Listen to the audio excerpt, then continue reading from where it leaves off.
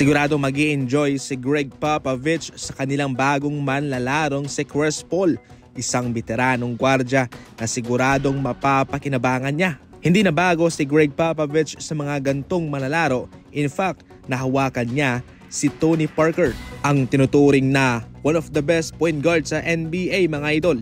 Ngayon, nakahawak na naman ng isang batikang point guard itong si Greg Popovich at ito'y si Chris Paul. Nang iniwave ng Golden State Warriors, ito'y kanilang sinungkit. At eto na nga, ito'y maipapartner na niya kay Victor Wembanyama. Noong nagdang season, magaling na point guard ang kulang sa Spurs. Especially na kung mayroon kang talentadong mataas na manlalaro, isang big man, siguradong mangangailangan yan ng magaling na point guard.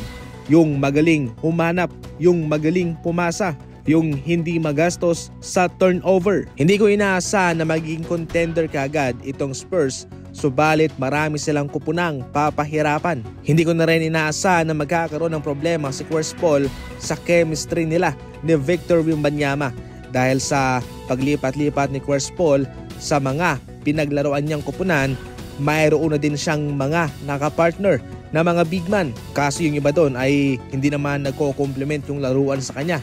Pero ngayon, mayroon siyang kapartner na talentadong big man na si Victor Wembanyama na parang gwardya yung galawan. Tsak na magkiklik yung kanilang chemistry sa isa't isa.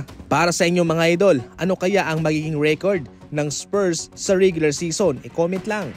Samantala, nako, exciting to para sa Golden State Warriors. Binago pa ni Kyle Anderson yung kanyang jump shot. Ibang-iba ang bitaw nitong si Kyle Anderson nung siya'y nasa Memphis Grizzlies pa kumpara ngayon sa kanyang ipinapakitang bitaw sa Golden State Warriors. Aba, kung inyong ikukumpara, bumilis pa itong bitaw ngayon ni Kyle Anderson kumpara sa kanyang lumang bitaw, especially sa 3-pointer.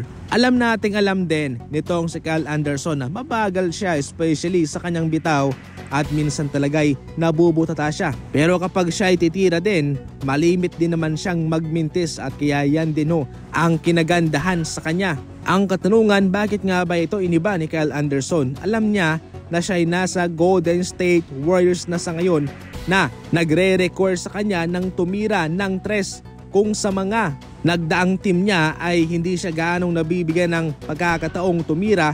Ngayon mapapadalas yan at para makasabay kinakailangan niyang baguhin yung kanyang tira. Kung yung kanyang lumang tira ay parang prone sa block, ngayon bumilis na. Kitang-kita naman yung formation ng kanyang bitaw, ibang-iba na talaga.